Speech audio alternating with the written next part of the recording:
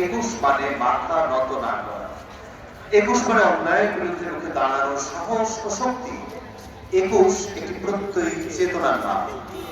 একুশের সাথে মা, মাটি আর মায়ের ভাষার রয়েছে এক অবিচ্ছেদ্য সম্পর্ক।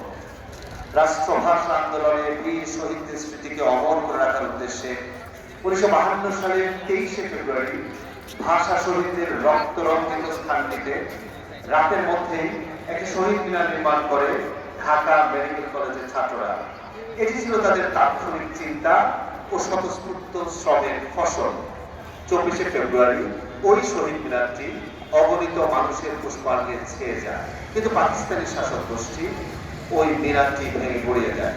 প্রতিবাদে কবির কণ্ঠ উচ্চারিত হয়, স্মৃতির মিনার ভেঙেছে তোমার, ভয় কি বন্ধু, আমরা এখনো 4 কোটি পরিবার খাড়া রয়েছে, যে ভিত কখনো কোনো রাজন্য পারেনি ভাঙতে।